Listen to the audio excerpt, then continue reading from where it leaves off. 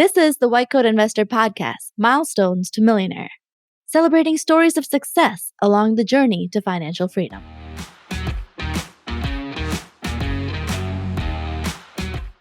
This is Milestones to Millionaire Podcast number 90. Orthopedic surgeon builds wealth by living like a resident. Welcome to the Milestones to Millionaire Podcast. We celebrate your financial accomplishments and use them to inspire others to reach the same goals that you have reached. However, in order to do that, we need you to volunteer to be on the show. You can do that at whitecoatinvestor.com/milestone. It's not that hard to do. It's a lot of fun, and it's not really that big of a time commitment, but it can make a huge difference in the lives of those who will listen to your story. So if you're willing to do that, apply at whitecoatinvestor.com/milestone. This podcast is sponsored by Bob Baiani at drdisabilityquotes.com. He's an independent provider of disability insurance planning solutions to the medical community in every state and a longtime White Coat Investor sponsor. He specializes in working with residents and fellows early in their careers to set up sound financial and insurance strategies. If you need to review your disability insurance coverage or to get this critical insurance in place, contact Bob at drdisabilityquotes.com today by emailing info@drdisabilityquotes.com or by calling 973-771-9100. We've got a great interview for you today. Let's get our guest on the line. Our guest today on the Milestones podcast is Kal. Welcome to the podcast. Thank you. Thank you for having me. Longtime listener. It's exciting to be on the podcast.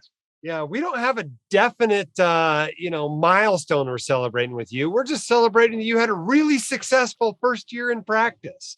That's right. Really well, and we're excited about that. And so we wanted to talk about it with the audience and use that experience to inspire others. Sounds like a plan. I love it. Thanks for having me. So you've been at least somewhat living like a resident, it sounds like. Is that right? Yeah. Ever since I was a resident, even before that. And, we've loosened up the purse strings, so to say, a little bit. But overall, still living way below our means. Cool. Well, tell people what you do and how far you are out of training. Sure. So I'm an orthopedic trained hand surgeon. I work in Southern California, and I work in a large multi-specialty group. And I'm 1 year out of practice. 1 year out of practice. Okay. Exactly a year. September 1st was my anniversary. Okay. So where were you at net worth wise when you came out of medical school? Do you remember what your net worth was back then? Yeah. I never really did these net worth calculations because I knew it wasn't a lot, so I didn't want to get depressed. But in preparation for the show, I did. And I was actually broke when I came out of residency. Okay. How'd you I was exactly when you came broke. out of residency, you were broke. So Correct. I assume you were below broke when you came out of med school. Correct. The only debt I had was $150,000 in student loans coming out of medical school. That's still pretty good. How'd you keep it that low? A variety of things. So for my undergraduate, I got a bunch of scholarships, small, 500,000, couple thousand. But I think I had 30 or 40. I know it sounds crazy, but there are a bunch of little ones. And I still remember my high school counselor, who's a family friend. Every time he sees me, he says, "Oh my God, you're the kid who applied to so many scholarships." So in college, I had the tuition portion paid off. And I did a bunch of, part-time jobs, 5 hours doing this, 10 hours doing that. So I was able to pay for my expenses and the tuition. And my parents helped me out with the room. And you just did similar process in med school. You're just careful about it. Took out debt when you had to, but not more than you had to. It doesn't sound exactly like. Just enough to pay my tuition. I tutored kids, which as a medical student, you can make quite a bit of money because now you're a medical student, tutoring high school students. So I paid my expenses and part of my rent doing that. And my parents helped me with the rest of my rent. And you were back to broke by the time you got done with your training. Is that right? How'd you do that? Yeah. So I was back to broke by the time I was done with my residency. I had 115 student loans, like we talked about from med school. And in residency, I was in a 6-year residency program in a relatively low cost of living in the Northeast. So we bought a house and just by the timing of the home purchase and the home sale, we ended up making up 100 or 80,000 in home equity. And we had invested, myself and my spouse, in a Roth IRA. So combined, we had about 70,000 in our Roth IRAs by the time we were done with residency. So between the 80 from the home, 70 in Roth, 150 to our name, and 150 in student loans. So it offset each other. What and is your spouse working? What does your spouse do? She did originally when I started residency. She still is a nurse, but she used to work in the NICU. Then along the way, we had three kids, and now she stays home with them. Awesome. Okay, so since that time, you come out at broke and you built a net worth of, you're not even exactly sure what your net worth is, it sounds like, but something in the neighborhood of $500,000. Is that right? Yeah, that's what I would guess. And the reason why I'm not entirely sure is I don't know what to value my home, which we just purchased, but it's a brand new construction, so we don't know what the value of it would be. And the home prices have been going up and up in our area. One of our neighbors, which is kind of strange that they sold it a year after, because it's a new construction, the whole development is brand new, but they sold it a year in and they made about 500,000 on that home. Wow. So anyway, so my net worth now between our savings, between all the retirement accounts, our checking account, and the home value is somewhere in the 300 to 800,000 range. So the average 500, like you suggested, is probably reasonable. So you're just out of training. How'd you do income wise over that year? So, orthopedic hand surgery does do pretty well. So my guarantee when I started was 400,000. And by the virtue of where my practice is and the needs of that area, I was incredibly busy. I adhered to the 3 A's of starting practice, affable, available, and able. So my practice has grown well, which I'm very thankful and grateful for.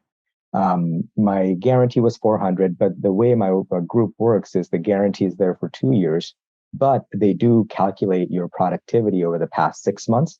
And if your productivity is more than your guarantee, they would honor whatever the productivity is. So 6 months into practice, they calculated my productivity and I was at about 600,000. So they bumped up the salary to that. And just recently they redid the last 6 months and I'm close to 800. So it's about 790 or something like that. Okay, but even so, almost everything you made has increased your net worth by that amount. You've increased your net worth by almost everything you made in the last year. So you couldn't have spent all that much of it. No, and I was looking through our credit card statements and things like that to see what our monthly spending was. In the last year, we've probably spent close to 100,000, 110,000, somewhere in that neighborhood, compared to 40 or 50, which is what we were living off in residency. So you gave yourself a nice little raise, but still yeah, nowhere near the 400 to 600, et cetera, that you were making. no, How did you keep from growing into your income? Well, my wife and I are both very good about only buying things or going on vacations when we have to get things we need. We both drive the cars we did back in residency because the car works. They're Toyotas and Hondas. Like, why would you sell them if they're not broken? So it's just an example to show that, we live within our means. We don't get things unless we need to. And we have rewarded ourselves. We've been on a few vacations already, more than we've ever been on before. It just also happens that we have all these conferences for work in very nice places like Hawaii and Aspen. So we go for a few more days than the conference, and I bring the family with us and we make a vacation out of it. Do you feel like you've been making any sort of sacrifice in the last year? Honestly, I don't think so. We have a nice house in a great school district in Southern California. We go on the vacations when we want to. We buy the things we need to. I think the only sacrifice and I wouldn't even call it sacrifices, we haven't been trying to keep up with the Joneses. I have a lot of friends who are a few years ahead in practice or starting out, or they've been doing something other than medicine, or VPs of firms and things like that, making a lot more money, driving that brand new Tesla or the Rivian or whatever, the hottest car is of the month. But we just don't feel the need to do that.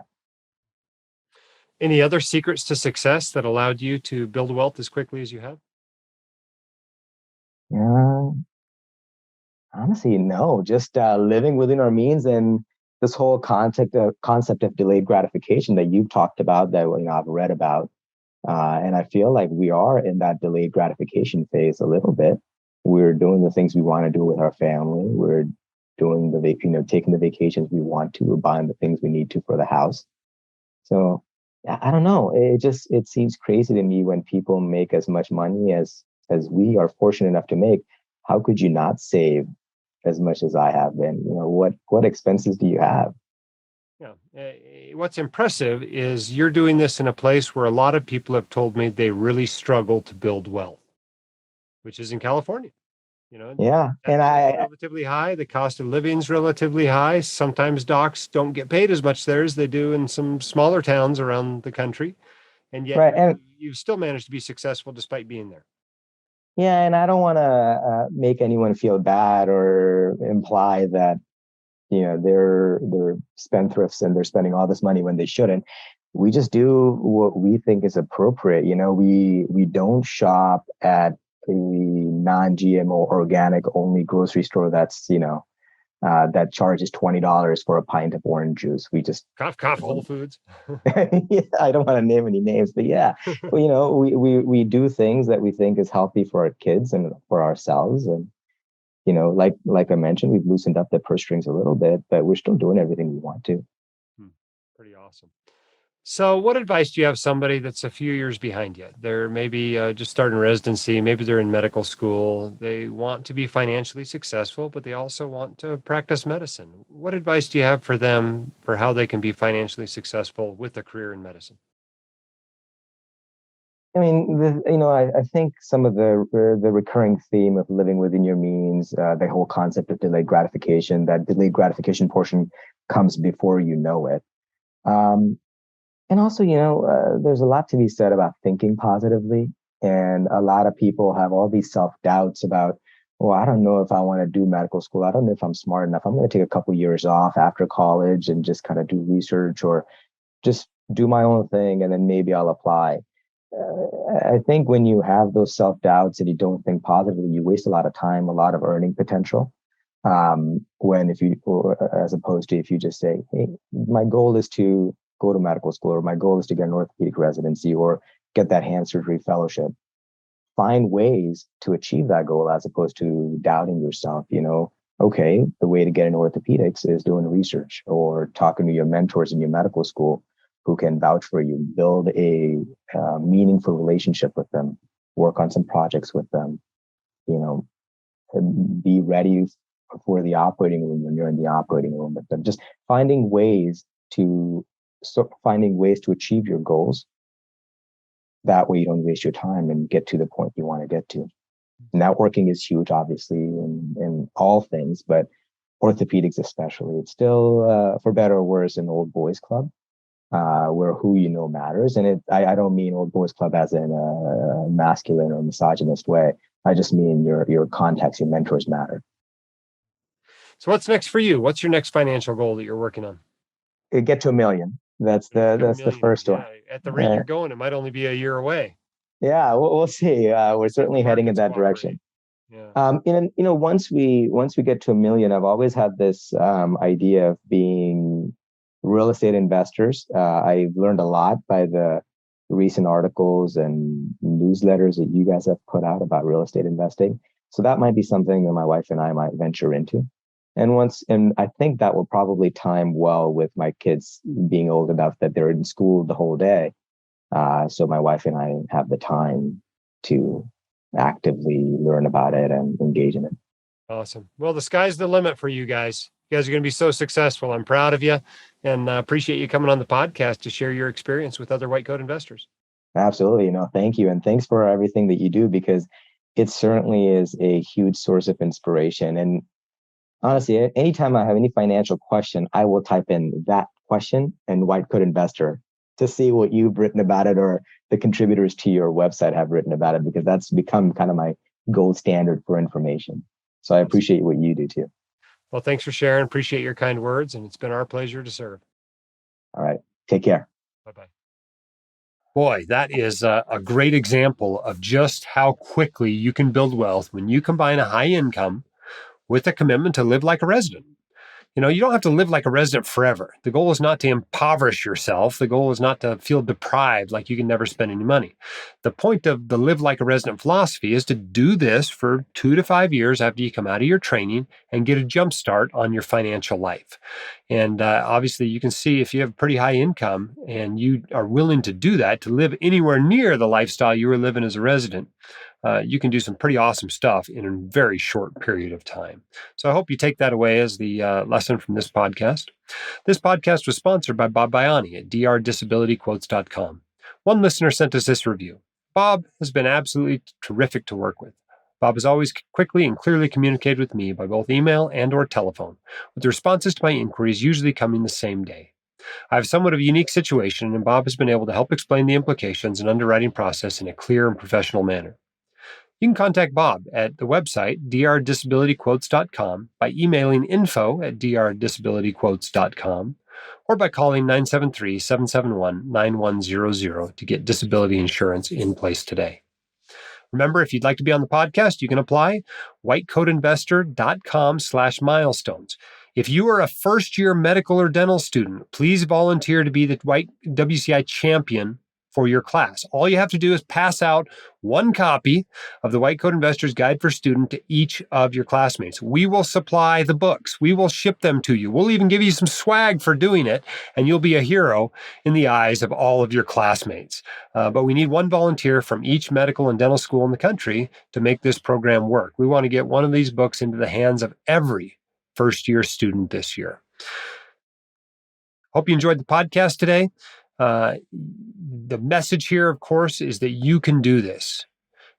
So you should feel empowered. Whether you're on your way into work, your way home from work, you're working out today, I want you to feel a little bit more empowered than maybe you did 20 minutes ago when we started, and be able to apply these lessons in your lives. You've got this. We can help you at the White Coat Investor, but you can do this. Many doctors before you have done this. They have become financially successful despite having difficult challenges ahead of them, and you can do it as well. Keep your head up and your shoulders back. You've got this, and we can help. We'll see you next time on the Milestones to Millionaire podcast.